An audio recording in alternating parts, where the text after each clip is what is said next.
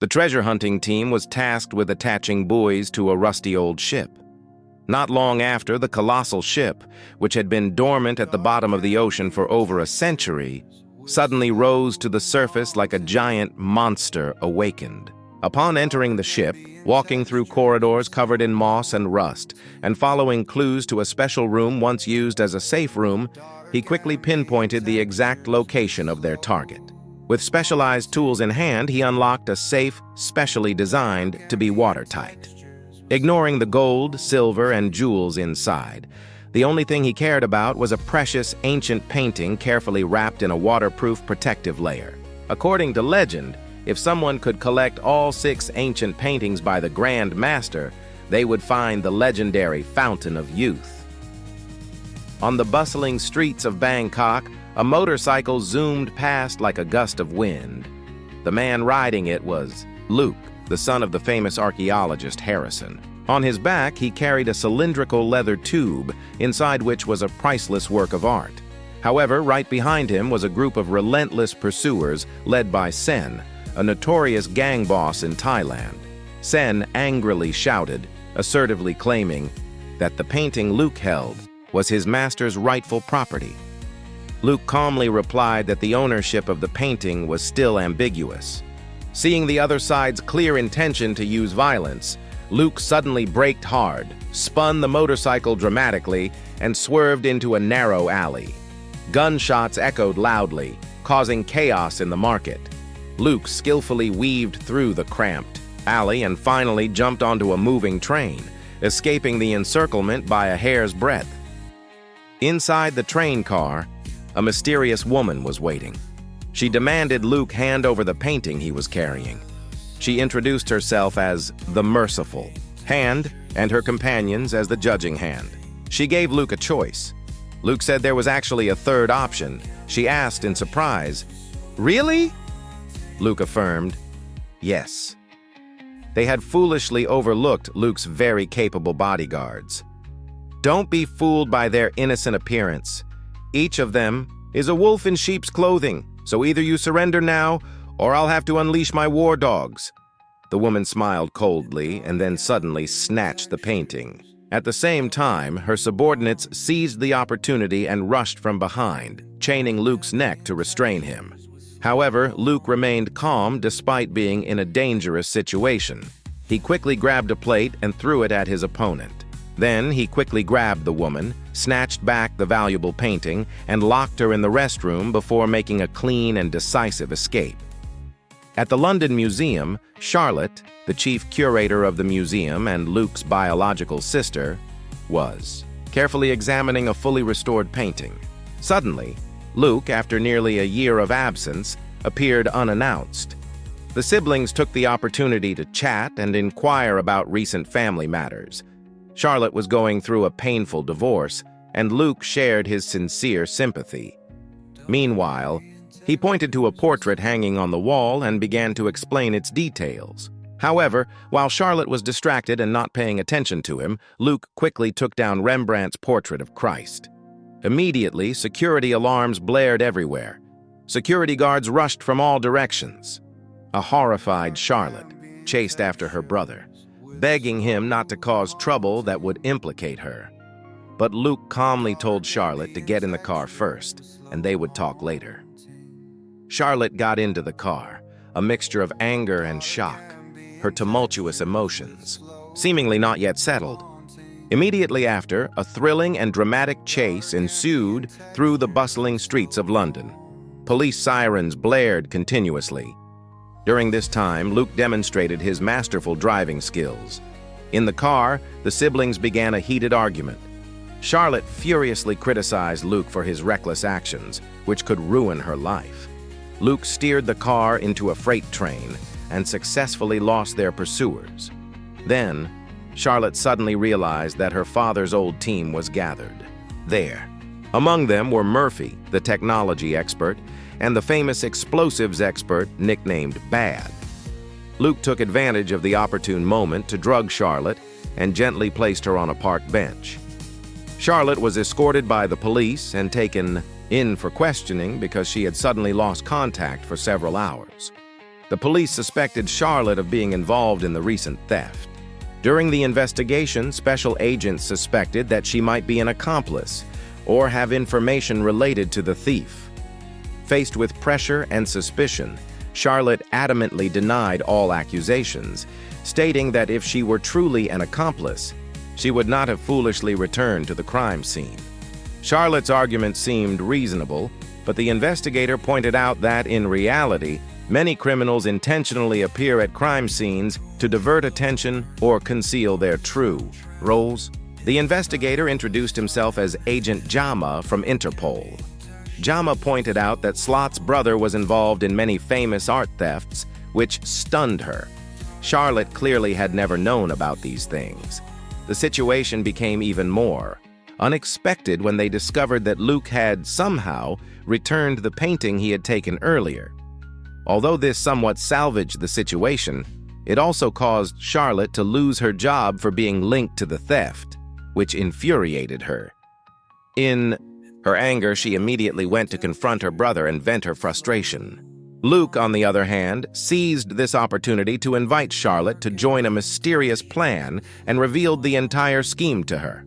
They were searching for the legendary Fountain of Youth, believed to have the power to bestow immortal life. A billionaire named Owen claimed he had late-stage liver cancer, and his doctors said he only had a few months to live. He had approached Luke hoping to find the mythical spring to prolong his life. In return, he was willing to provide unlimited funding for this journey to find the spring. However, Charlotte was skeptical, believing that the Fountain of Youth was just a legend and thus impossible to find. Charlotte also doubted whether Owen truly believed in this quest for a magical elixir. Unexpectedly, Owen asserted that he was the one who had initiated this idea and had even persuaded Luke to join him. Charlotte sarcastically remarked that the so-called Fountain of Youth was merely a beautiful illusion draped in mythical attire. Nevertheless, Luke steadfastly maintained his belief that behind every legend, there always existed a seed of truth.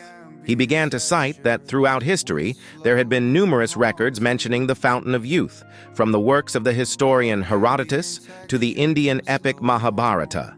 There were even documents suggesting that Alexander the Great had traveled the world in search of it. Before Luke's chain of mythical arguments, Charlotte began to show impatience. She retorted that she had heard those stories long ago. They were merely legends and fairy tales, nothing more. Luke emphasized that this was not merely a story, but a chain of mythical clues spanning 5 continents, passed down through ancient cultures for thousands of years. And those clues all pointed to the same thing: the existence of the immortal spring. Charlotte questioned Luke about why he had stolen the Rembrandt painting, which was under her management. Luke defended himself by saying that he had returned the painting and that her losing her job just happened to allow her to join their plan. Charlotte tried to control the rising anger in her heart. Meanwhile, Luke continued to question her back, asking if she truly felt no curiosity about the greatest mystery in the world. At this point, the group members began to reveal that in the 17th century, 6 famous painters had made an agreement to secretly reveal the location of the Fountain of Youth through their own artworks. Each of them had hidden a piece of the clue in their painting. It was then that Charlotte finally understood why she had been drawn into this mysterious game. But Charlotte dismissed it, saying that this had nothing to do with her. Charlotte also complained that Luke had caused her to lose her job and, worse still, risked losing custody of her son. Just then, Owen spoke up and offered a deal. He promised to provide Charlotte with a top-tier team of lawyers as long as she agreed to help him complete this mission. Before leaving, Charlotte reminded Luke about the real Rembrandt painting and suggested that he investigate a wealthy collector who had once owned the original painting. At the same time, the mysterious woman who had appeared on the train sought out Luke once more. She barraged him with questions. Did he truly understand the secret of the spring? Did he understand why it was hidden? Did he even know what it truly was? Luke honestly replied that he wasn't sure, but he truly yearned to know the truth. The woman merely gave a faint smile and then warned that curiosity would kill the cat, even if it had 9 lives. She emphasized that she was not alone, and if Luke continued to play with fire, they would personally intervene to end this game. The warning, though vague, was pregnant with meaning, a clear signal that she would return, and danger still lurked somewhere unseen. Luke later went to his sister to thank her for providing a valuable clue. At the same time, he announced that he had discovered the whereabouts of the real Van Brand painting. However, Charlotte began to suspect that Luke was taking advantage of Owen, that he was using a dying man as a pawn. Luke vehemently denied it, asserting that Owen was a man in pursuit of hope, and he was simply helping him find his goal. Luke also stated that the truth was Owen had come to them with a real expedition. This gave him a chance for rebirth, so how could it be a bad thing? That statement made Charlotte hesitate for a long time, and finally, she nodded in agreement. She would join her brother on the adventure. That evening, their group arrived in the North Atlantic. Luke recounted the tragic fate of the legendary liner, the Lusitania. This ship, once hailed as a palace on the sea, was torpedoed on May 7, 1915 by a U-boat of the German Army. The original painting was still resting at the bottom of the frigid North Atlantic, preserved in an extremely sturdy waterproof safe. A large-scale salvage operation was immediately launched by the team. They began by installing pontoons in the forward hold of the sunken ship, planning to use the lift force of the pontoons to slowly raise the hull to a safe depth before floating the entire wreck to the surface. When the captain gave the order to activate, the pontoon system was simultaneously engaged. The mission entered its most critical countdown phase. After much coordinated effort, the colossal hull of the Lusitania finally rose from the sea. Luke and Charlotte quickly entered the cold tomb at the bottom of the ocean. Over a century of seawater corrosion had severely altered the ship's structure, but every now and then, in every nook and cranny, traces of the glorious past of a luxury liner still lingered. They made their way to the treasure storage area. The door was heavily rusted, but with the help of specialized tools, they finally succeeded in opening the door that had been silently closed for decades. Inside, they discovered many safes still neatly arranged, with plaques bearing the names of their owners, mostly famous and wealthy figures of that era. The safe belonging to that magnate was easily recognizable by the family crest engraved on it, which was still intact and clear. The moment Luke and Charlotte opened the safe, both held their breath, their hearts pounding with anticipation. Inside, the safe contained priceless assets, such as some stocks and bonds that were now completely worthless, various diamonds, precious stones, and glittering jewels. But the most important item, and the goal of the entire journey, was the Rembrandt painting, carefully sealed in a special waterproof wrapping. Just then, sonar, the underwater wave monitoring system, suddenly detected a strange object rapidly approaching them. MVNG immediately announced over the radio that a strange helicopter had appeared on the radar, and this aircraft did not belong to the Coast Guard. Immediately after, the identity of the newcomer was revealed. It was the mysterious woman again. This time, she was not alone, but accompanied by a group of fully armed henchmen. Without further ado, she coldly ordered them to hand over the painting. Luke's mind raced, and he quickly acted. In the chaos, the woman subdued Charlotte and threatened Luke to give her the painting. Luke replied that he was sorry, but he couldn't. She quickly said, "Do you really want me to point a gun at your sister's head?" Charlotte immediately told Luke to give her the painting. Luke told Charlotte that she wouldn't hurt her. The woman replied, "I will!" She screamed, "Give me the painting!" Charlotte, seizing her moment of distraction, escaped the woman's grasp. The siblings fled, struggling in the icy waters of the North Atlantic, where the water temperature was low enough to claim a human life in just a few minutes. However, their strong survival instinct helped them to persevere, holding on to a faint hope. Fortunately, the rescue team quickly arrived and pulled them onto a life raft, bringing them safely back to the ship. Once back on board, Luke discovered that the helicopter belonging to the attacking group had been shot down, and the mysterious woman's whereabouts were unknown. However, the most important thing at this moment was that they had succeeded in retrieving the genuine Rembrandt painting, one of the last pieces of the collection of 6 paintings. When the pieces were put together, the letter that appeared on the Rembrandt painting was V. MIY had tried to use these letters to cross-reference with city names from 500 years ago. He had also tried to solve it with numerical codes and even by celestial positioning. But all these efforts yielded no results. At that moment, Charlotte suddenly had a bold idea. She realized that in Old Latin, the letters V and W were often used interchangeably in some special cases. Therefore, they decided to try replacing V with W, then rearrange all the letters collected from the 6 paintings, and the final result spelled out the word wick, meaning evil or wicked. This discovery immediately made Charlotte connect it to the fact that these mysterious paintings were all completed in the early 17th century, a turbulent period in European history, and the reigning king of England at that time was none other than James, who simultaneously held the titles of James VI of Scotland and James I of England. Luke then guessed 6 and I. Charlotte said, plus wick. Luke replied, the Wicked Bible. Everyone thought Charlotte was brilliant. Owen was still confused because he didn't understand. But Charlotte then explained that 6 and 1 referred to King James VI and James I, who were the same person.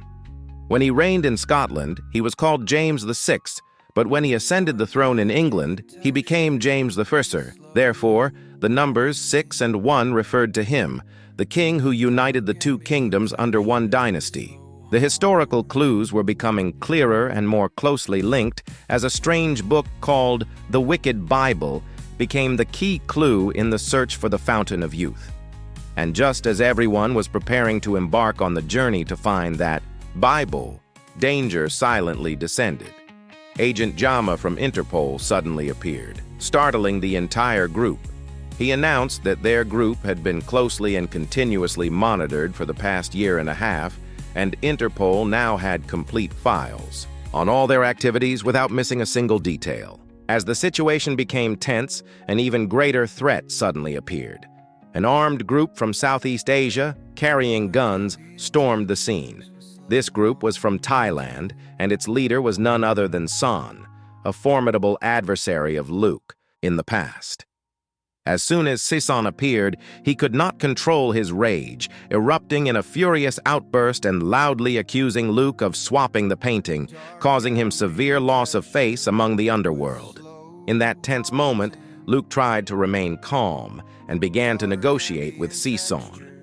He proposed a deal that would allow his 4 close comrades to withdraw safely, while he would hand over 5 valuable paintings as a form of exchange. Fortunately, the negotiation was successful. Luke let his comrades withdraw first, while he voluntarily stayed behind alone. San then ordered Luke to immediately retrieve the promised paintings. However, as usual, Luke used his old trick of playing music to distract his opponents.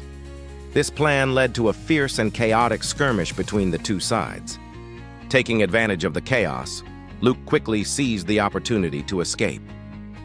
After a safe retreat, the group arrived at the Austrian National Library.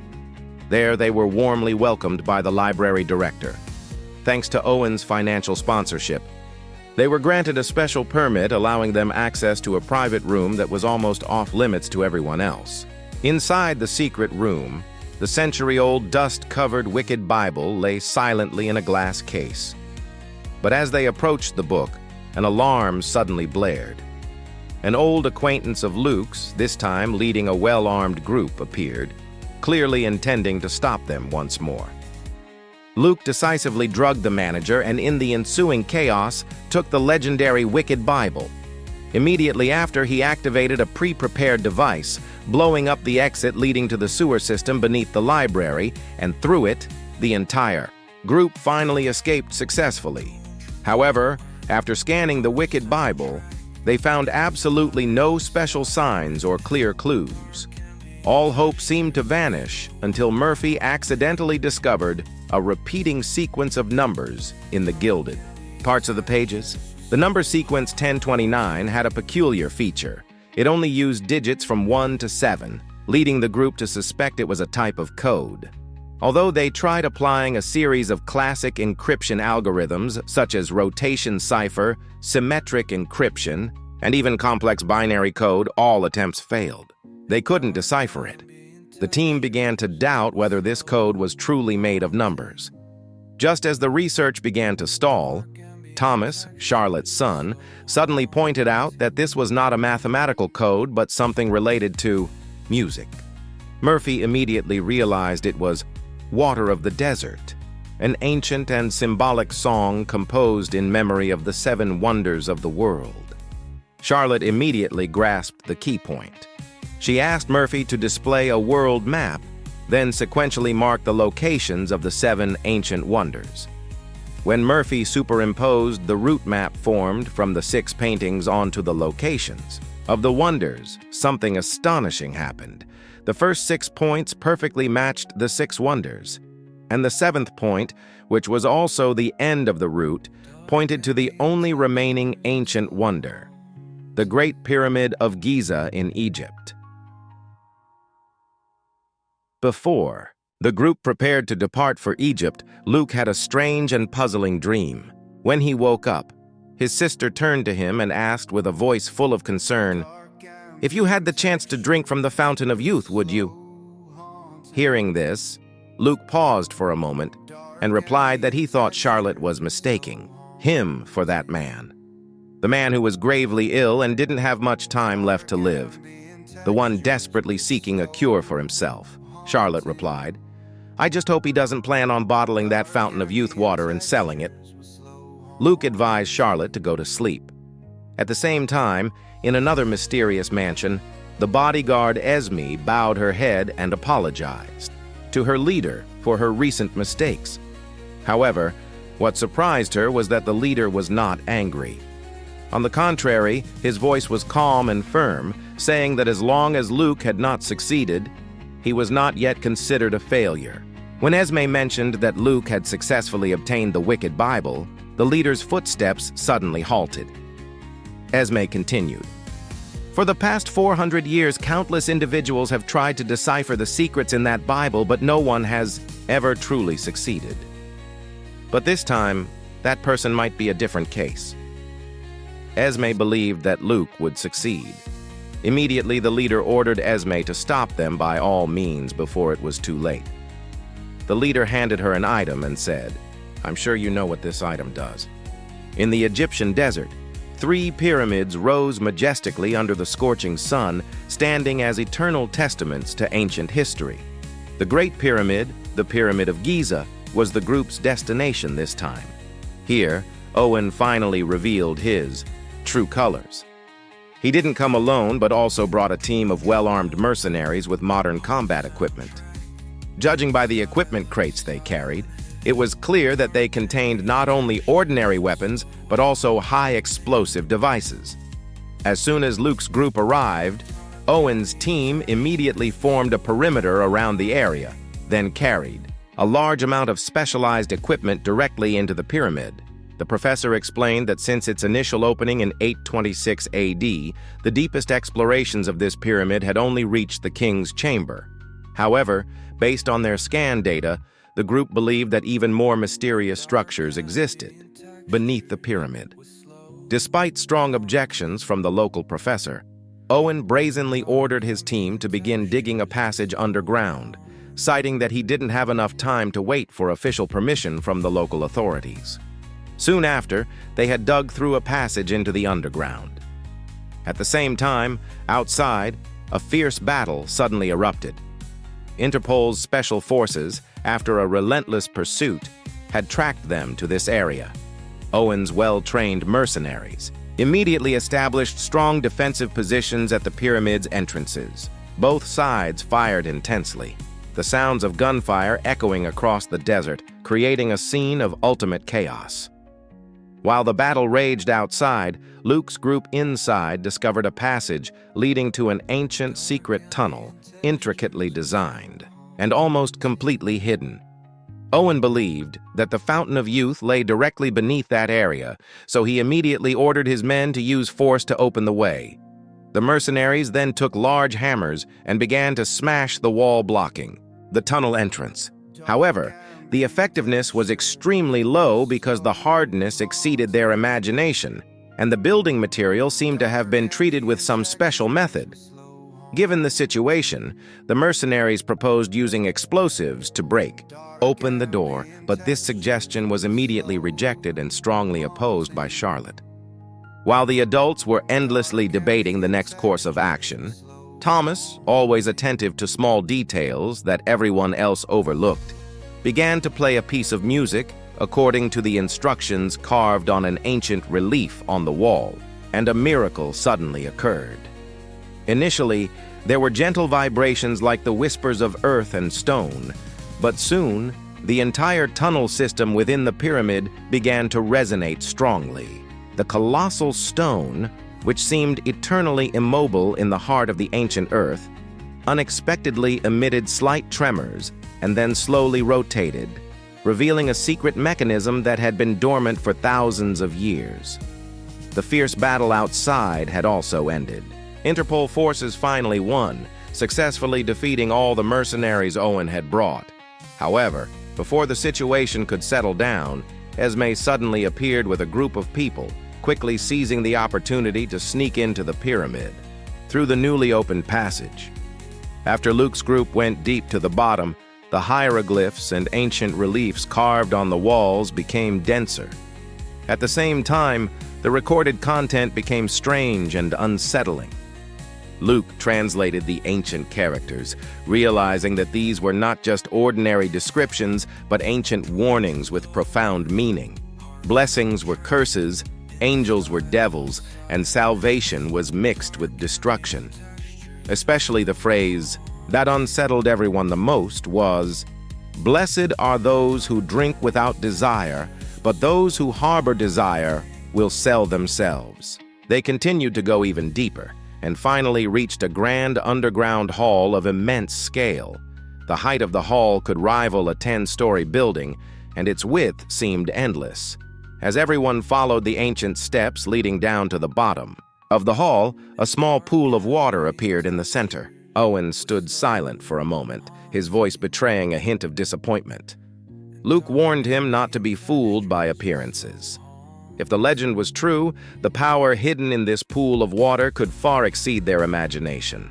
No longer intending to hide it, Owen finally revealed his true intentions. Charlotte asked, "You're not actually sick, are you?" Owen said he had been patient enough with Charlotte.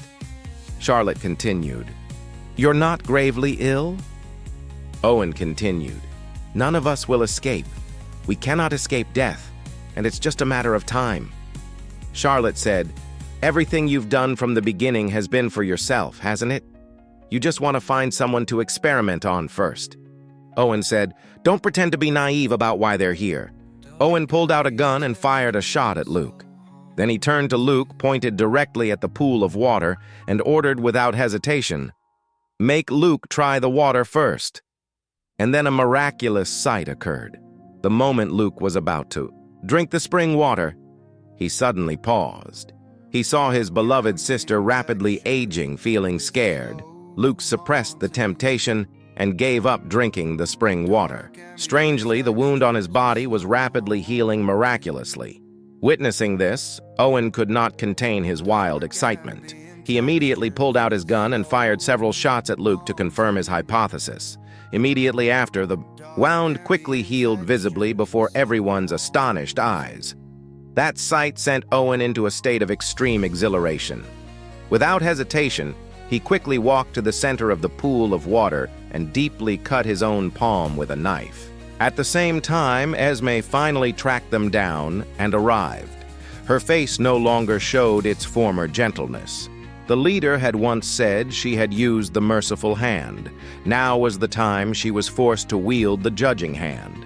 Its effect was that if an evil person drank the spring water, Esme would have to use this key to close it. Even the most resilient and powerful souls cannot escape the temptation of the fountain of youth. But accompanying that temptation was actually just a cruel deception. After Owen drank the fountain of youth water, something terrible immediately happened. It turned out that the fountain of youth needed to absorb vitality from the person the drinker loved most. For Owen, who throughout his life only loved himself, that power formed a harmful loop and transformed him into a monster. At this point, Esme had successfully used the key to close the underground space. Seeing this, Luke immediately led everyone out. In the final moments, they successfully escaped. The review ends here. Thank you all for listening and see you in the next video. Hi everyone, what do you think of this video? Please let me know in the comments below.